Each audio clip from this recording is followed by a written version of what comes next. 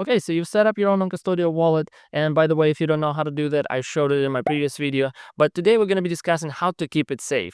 And actually, the first thing that I want to talk about is, well, actually two things. But they are both the same and they mean the same thing. They're just a little bit different format. One is your seed phrase, which is what you got when you set up your own non-custodial wallet, which can be a 12-word seed phrase or a 24-word seed phrase.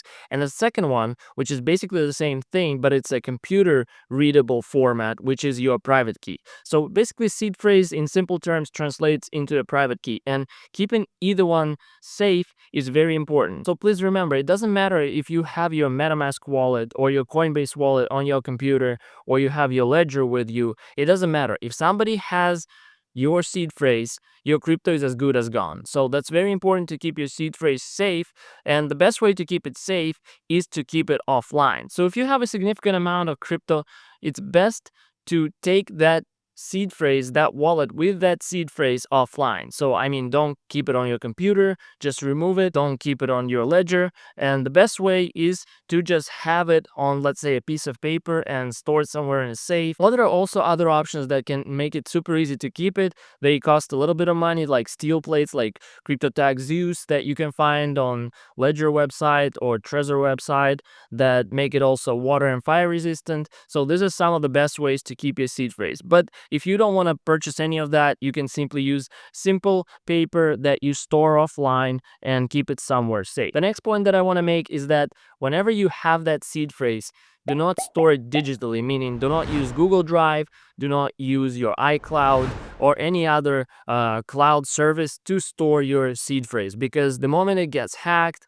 or compromised in any way, then again, somebody has access to your seed phrase and your crypto is as good as gone. It doesn't matter where they are, where you are, where your hot or cold wallet is, your crypto is gone. So it's very important to keep it safe. Don't store it digitally. And that brings me to point number 3 about a seed phrase, which is to have a backup copy of your seed phrase or even 2 backup copies. But again, even if you make those copies, it's very important to keep them safe. So find a good spot to keep your seed phrase safe. The next important thing to keep safe is your private key. And private key is basically your seed phrase, but this is what the wallets use to sign the transaction on the blockchain. So that they don't use like the regular human words in case of a seed phrase, but they use something that a computer can read, which is a bunch of letters and numbers. And that one cannot be stored offline. I mean, technically you can write it down and store offline, but you would rather use a seed phrase because it's way easier. But what is important is that your private key is stored somewhere. So in case of a hot wallet, like let's say if you have a MetaMask wallet or a Coinbase wallet that is like, let's say, a Chrome extension or a separate software wallet on your computer, that wallet holds the key somewhere on your computer.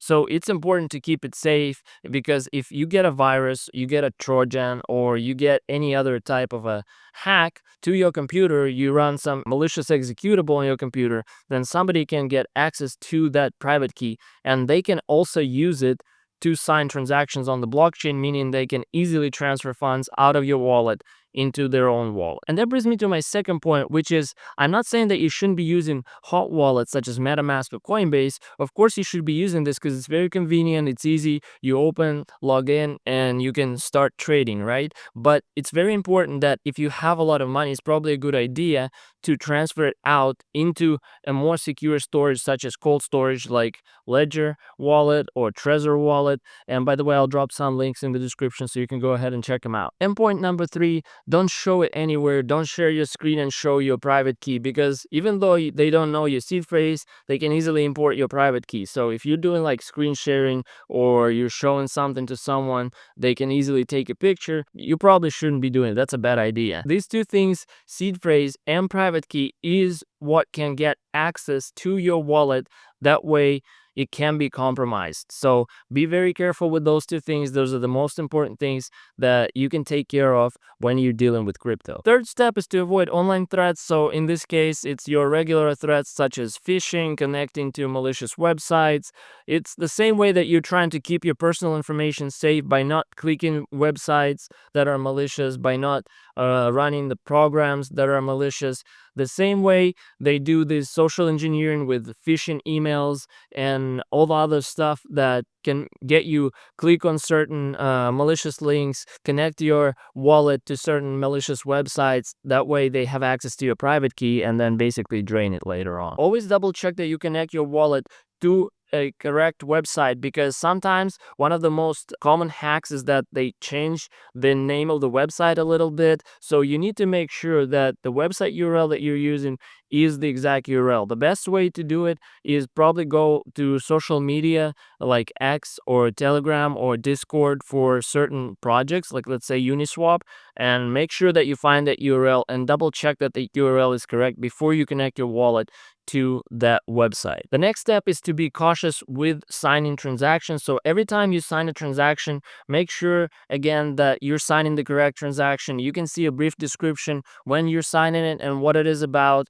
It might get a little bit complicated, but you can most of the time easily see what you're signing, and that way you can avoid signing some sketchy transactions that are not exactly doing what they say they're doing. Point number 4 that I want to bring is that you need to stay safe with social media, especially platforms like Telegram, Discord, and X, because there is a lot of scams going on in there. Especially on Telegram, if you're using some crypto bots like Pepe Boost, maybe you use some platforms like Axiom or JMJN to connect to, or actually to get logged in into your platform.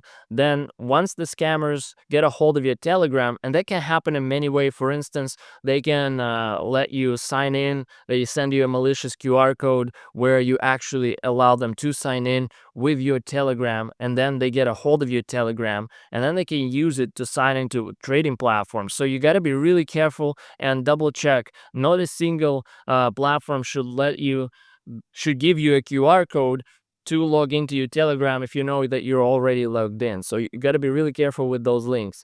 Again, verify everything on X. I get tagged constantly on X saying we got this airdrop or we got this promotion, claim your free crypto and whatnot. And all they're trying to do there is for you to click on the link, connect to a malicious website, connect your wallet, and then drain your funds. So you got to stay really vigilant in this space and be careful. Don't pay attention to anybody who tells you that there is an airdrop of free crypto. Most of the time, it's a scam. And point number 5 that I want to bring, that I already kind of touched upon a little bit, is use cold storage such as Ledger Wallet. I know there's a lot of controversy about it, but it doesn't matter. I still use Ledger Wallet. And if you don't use like Recovery and other stuff, it's still a great wallet. You can also use Trezor Wallet.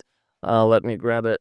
Here's the Trezor Wallet. They're pretty good wallets, and there's nothing more that you need, and you can buy them relatively cheap. So if you have a significant amount of crypto, you definitely need this to store your crypto, unless you write it down on the paper and don't touch it for years, and then you just input that seed phrase whenever you need it. This is also an easy way because it's stored offline, meaning it doesn't have access to the internet.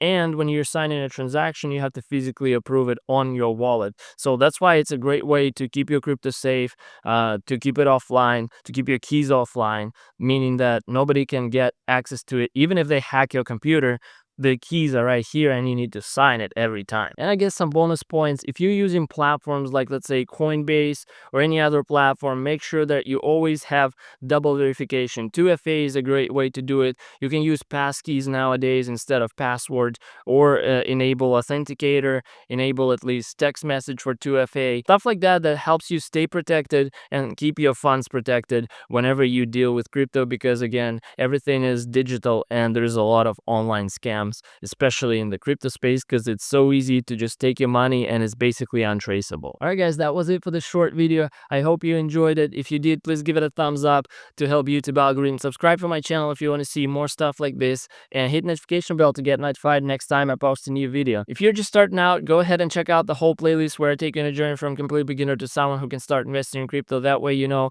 how to sign up for your first centralized exchange, how to fund your first crypto journey, and how you can actually set up your own non-custodial wallet, which is something like this, or a MetaMask hot wallet that lets you take control over your keys, meaning no one can take your money away. No one can put holds on your money. So that way you're fully protected and take advantage of the decentralized crypto space. Again, thank you guys so much for watching. Hit the like button and notification bell to get notified next time new video comes out. And the next video is going to be about the difference between a hot wallet and a cold wallet. And if it's something that you're interested in, please subscribe, and I'll catch you in the next one.